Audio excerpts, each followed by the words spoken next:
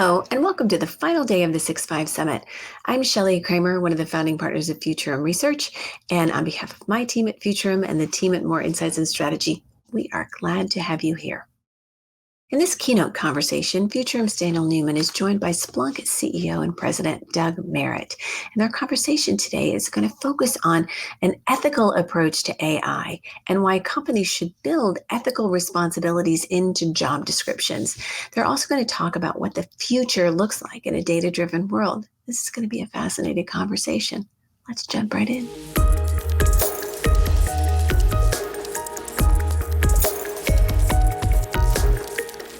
Doug Merritt, welcome back to the 6-5 Summit 2021 second edition. It is super exciting to have you here. Again, one of the inaugural year one 6-5 Summit original OG keynotes. It's good to have you back. Thank you, Daniel. It's always good to be here. Always good to spend time with you.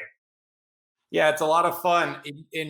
I'm really glad that you could be here to help take the event home. If you remember last year, it was like a day and a half, your session, along with Lisa Sue, who kicked off our day yesterday.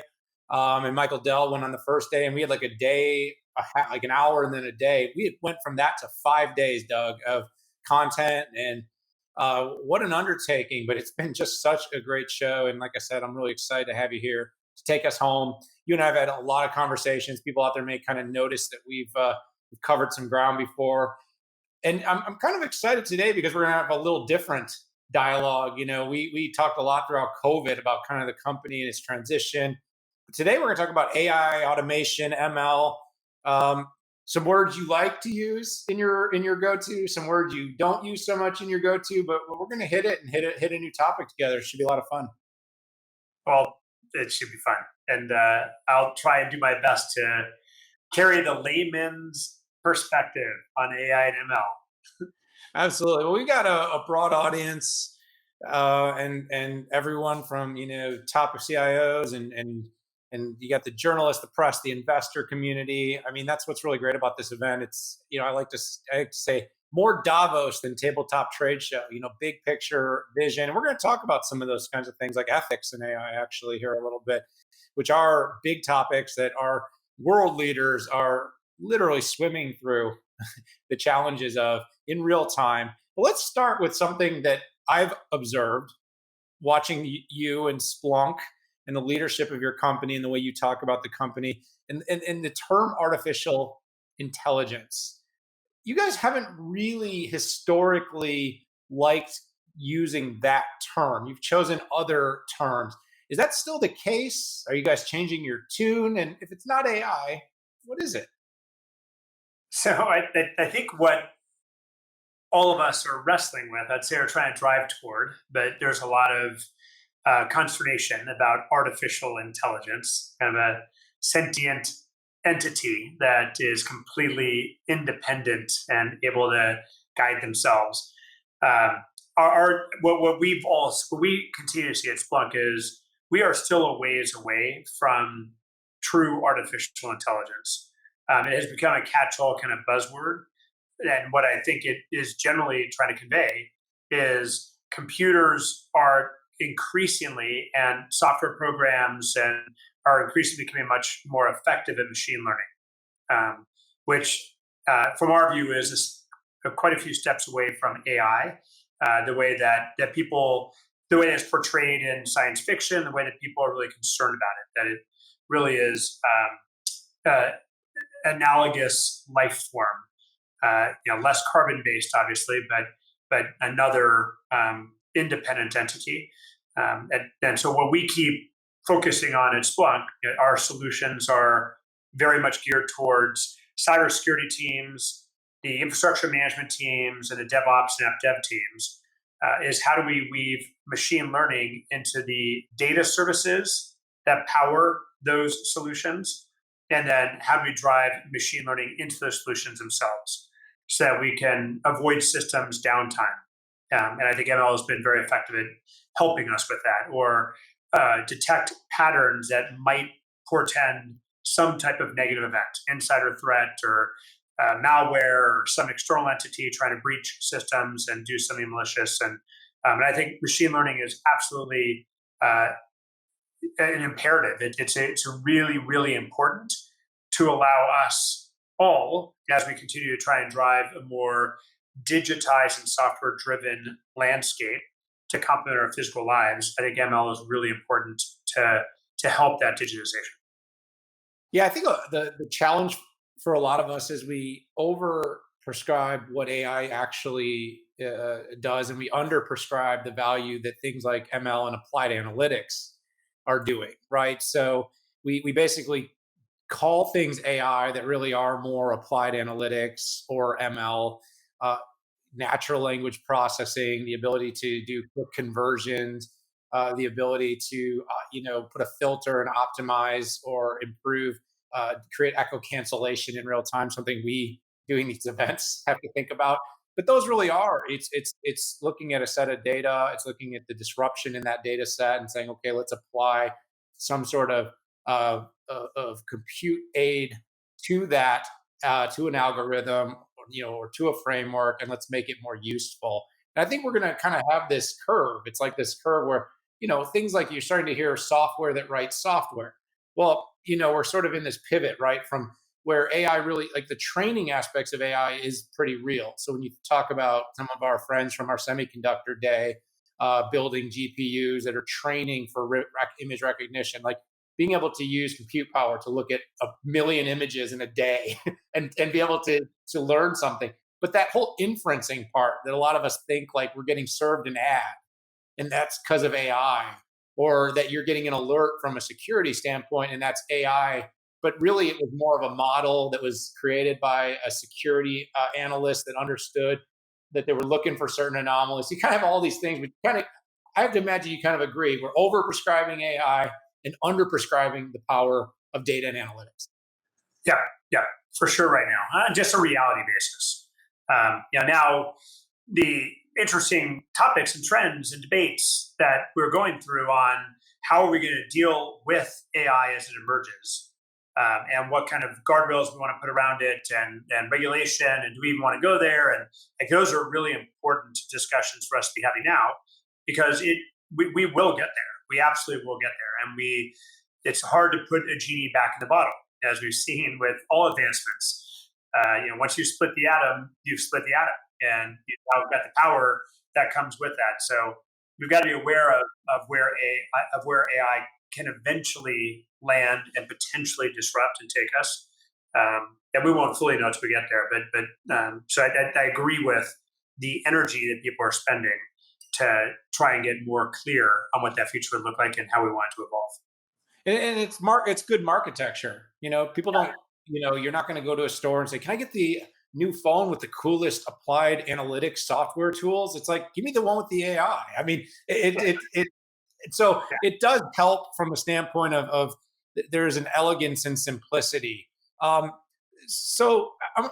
I like that you brought up the ethics thing. I'm just going to give you a heads up. I'm going to come back to that. So hold that thought. We're going to talk about the ethics and sort of the whole ethos of where this evolves, how it evolves, and who makes those decisions. But let's take just a quick step back, okay?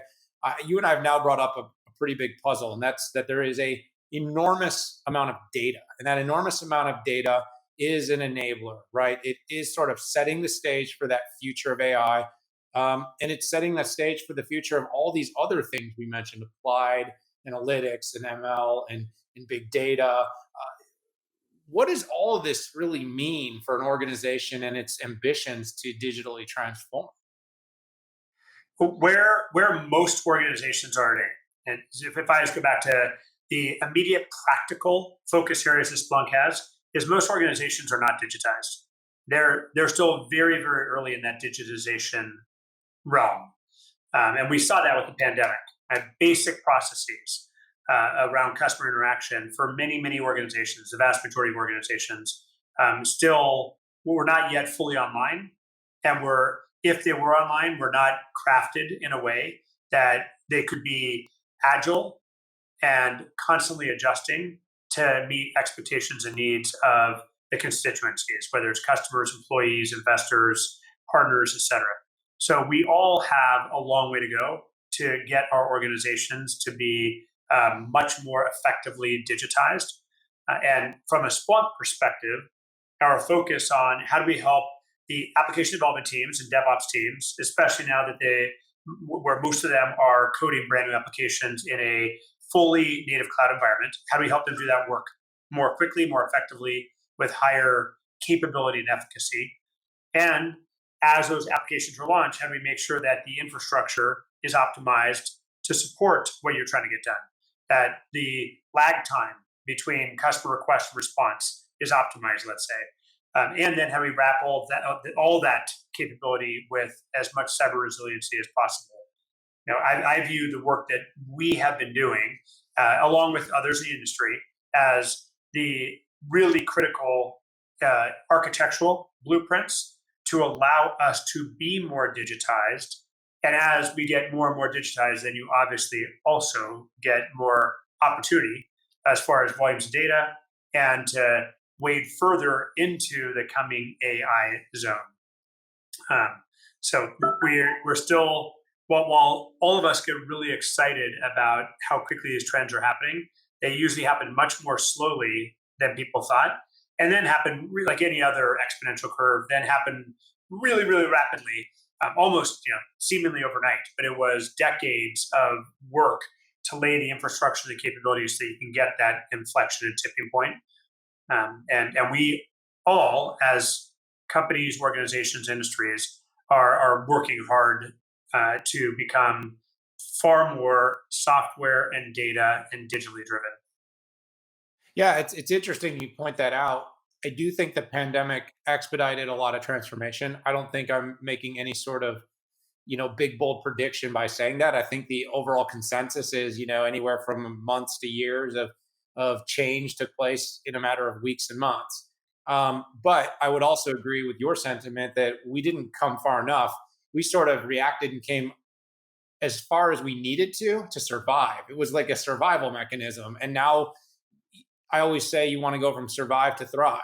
And so as companies started to turn that corner, and I'm talking about true companies and not, they're all true companies, not born on cloud companies, though. Those companies kind of have a natural ability to progress through digital phases very, very quickly. But you're talking manufacturing companies, you're talking about, infrastructure, large infrastructure, construction companies, big CapEx expenses, oil and gas.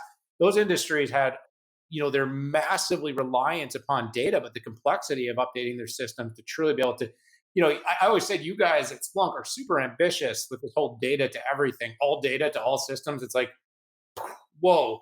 I mean, because people think, oh, it's just easy. Just put your data in the cloud. It's like, stop. Well, hold on a second. Do you actually know what you just said?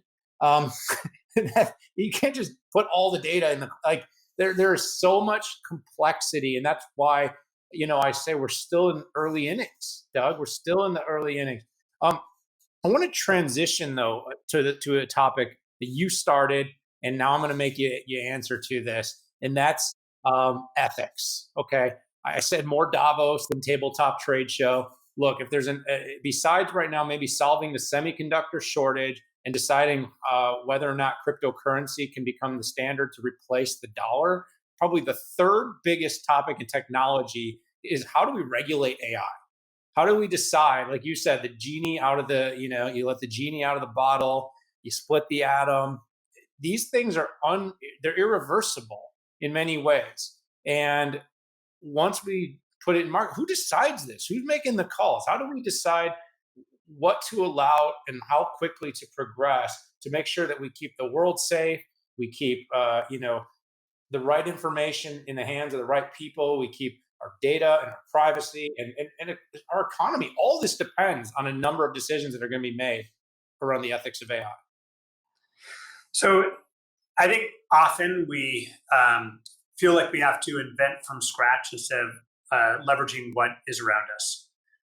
When we think about what is machine learning trying to do, it's trying to gather massive amounts of data, sort through it, and then highlight decisions that need to be made and or make those decisions, which is the work of humans every single day, which is why we have so many regulations and legislative constructs and social mores and ethics that exist as part of society. And machine learning is no different. Like you just talked about the chip shortage. Someone has got to make a decision with a shortage of chips on where do chips go to? Who are they going to be shipped to first, second, and third when there's limited supply? Whether that is a machine programmed by a human making that decision set, or whether it's a set of humans, it's the same issue, which is what ethics do you use? Is it more important to ship semiconductors to healthcare manufacturers? They've got mission critical devices to save someone life that they're trying to push forward, or to auto manufacturers, or to endpoint device folks. And machine learning literally is just trying to replicate that decision-making and framework process that human beings have. There are a lot of, ethics are super slippery. There are no universal ethics that I can find across all societies, all religions, there is a little bit of what does a society value, and that's not going to be necessarily agreed upon country to country or region to region or religion to religion. And then they're all outgrowths of the human decision making that already is in place.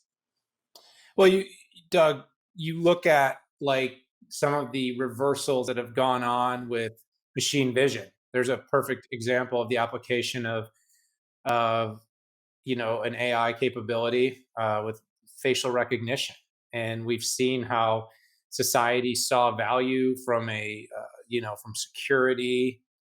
People value feeling safe, but at the same time, now we're having a counter balance in society around privacy and the fact that you can't look, leaving your house. We've got, whether it's your Ring doorbells that are up and down the street, it's the average traffic cams, it's the surveillance that goes on in grocery, it's now at the airport, walking down a street, your smart city, smart government. We are literally creating data at a exponential rate, just living, meaning, and then of course our devices, right? Our devices are are massive supercomputers with listening capabilities in our pockets all day. So that, for instance, though, like you said, I love that you kind of said you can't tie it all together because the world is too disparate. They're too different. Values are different. Morals are different. Ideology is different. But at the same time, like that's a perfect example of where we've made progress and then kind of had to try to put the genie back in the bottle, but we really haven't because we still have all the data. It's just how we're applying the data. But like what do we do? Do we value privacy? Do we value security? That's just like one great example of where AI could solve. But really, it's going to be people. It's going to have to be a constituency of humans that are going to have to kind of come together and decide, what do we want? Yep. And there have always been people in corporations whose job was to watch, and in governments. And most grocery stores had people walking the aisles and make sure no one was shoplifting before cameras, and then had cameras in place. And now you're just, the big shift is you're creating so much more leverage than you've ever created before, and so much more correlation power than you've ever created before. It's very hard to marshal thousands of humans that are trying to interrogate a society like you can marshal the data coming from all the different intelligent devices that are around us. But the end thing that we're trying to manage through is the same, which is how do you, what are our social liberties? What rights do we have as individuals? And how do you stop abuses by those that have unfair power, unfair access, so we can maintain those social liberties? I think the consequences are going to continue to go up, because if you have a bad actor, whether it's a political figure, a corporation, or a rogue hacker, their ability to amass information and influence others is going to continue to go up and to the right, unless we decide to find a way to blow up all the technology we have. Massive EMP strikes globally, simultaneously, to throw us back in the Stone Ages. We'd have different problems that we're wrestling with then. We might save the privacy issue, but we would have a whole bunch of new issues. So as long as we keep moving forward, again, frameworks exist that we've all fought for over hundreds and thousands of years of what are the rights of citizens, what are the rights of entities around those citizens, how do you balance, how do you create transparency and ultimately accountability. And I just think that the intensity around that is going to go up year over year because of the increasing power that potentially is being thrust in the hands of a few. And I would suggest that you and I would agree that data is a protagonist in the equation of getting and helping us come to a better circumstance and a better set of situations around how AI is applied in society. So, I mean, the whole point is data becomes the foundation of being able to get greater consensus, to be able to build a more unity in the way future technologies are rolled out to provide value.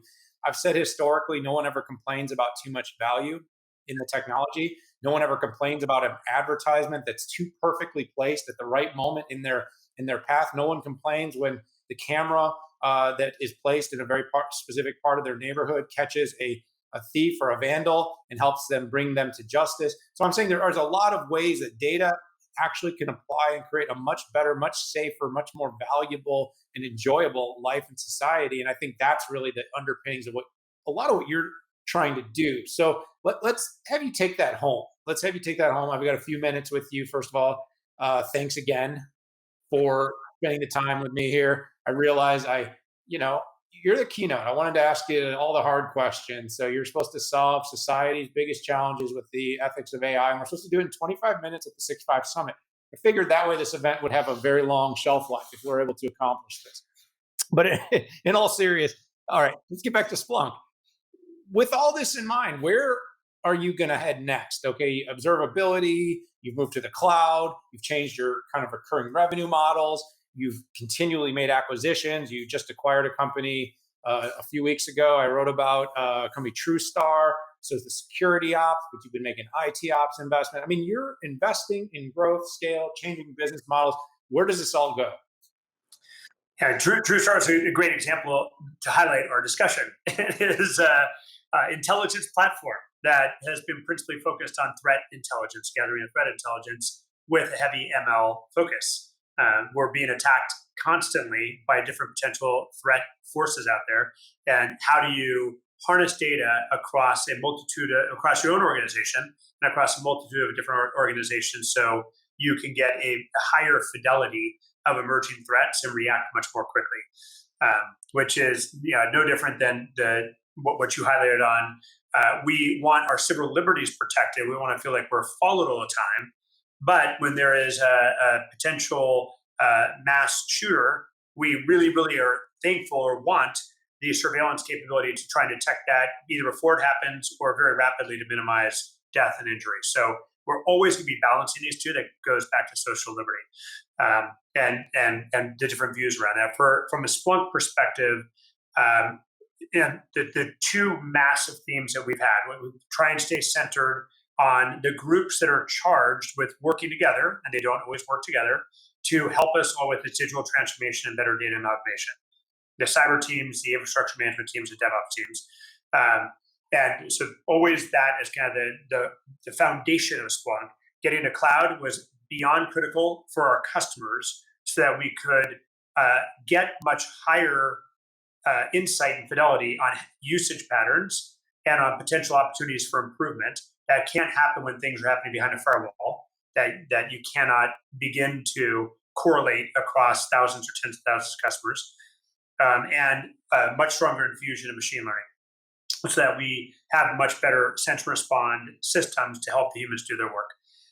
All that effort, and we're still early in the cycle of really arming the cyber teams, the infrastructure management, data center management teams, the DevOps and AppDev teams with everything they need, ultimately leads to you now have got petabytes or zettabytes or exabytes of data flowing across data services and data frameworks to serve those groups.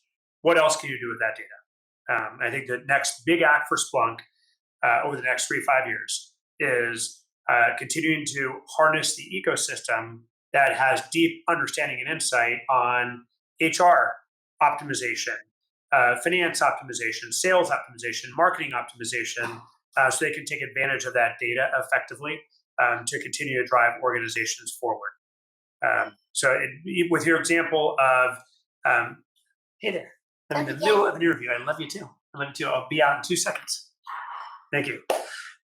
So going back to the example that you had of digital native organizations, and they're there. They're already there. You look at the the Facebooks, the Googles, when you really look inside the company, they're not there yet. There is very little automation to understand employee sentiment and whether you're at risk of losing an individual. It's all possible. Now, all of us are interfacing with systems in a company every single day. But when you look to these different departments and the different industries and functions, as you're gathering all this data, there's going to be huge opportunity to drive further optimization above and beyond just getting to a effective digital posture, so that you can compete more effectively and serve your customers. So a lot of runway for Splunk and companies like Splunk to continue to serve the constituencies that they primarily target, but then leverage the data that's being gathered to expand beyond those initial constituencies. Absolutely. And I'll tell you what, Doug, I've seen a lot of investment across tech over the past 12 months that are all signaling that the track you're on is a track of critical importance. And I'm not even going to start to try to name the number of acquisitions I've seen of observability tools, of IT ops tools, of SecOps tools. I mean, companies understand cloud observability and being able to get a massive read across multiple applications concurrently, leveraging all that data is a big cog in a winning formula in this sort of rapidly exponentially growing data and sprawling IT ecosystem that enterprises are dealing with. Agreed. I'll keep it simple there, Doug. Well, listen, I want to say thank you so much. We've come to the end of our time now. It's been amazing having you back to back for keynote appearances here at the 6.5 Summit. Doug Merritt, CEO and President of Splunk. Doug, we'll have to have you back again soon. Thank you, Daniel. I'm looking forward to it. Keep up the great work. Everyone out there, stick with us for the rest of this day. We've got a number of tremendous speakers that are going to help us bring home this year's 6.5 Summit. But remember, all these sessions are on demand. So whether you only caught part of this one with Doug or any of our sessions since Monday, please feel free, click, watch, share, join us. We love having you here. We'll see you later.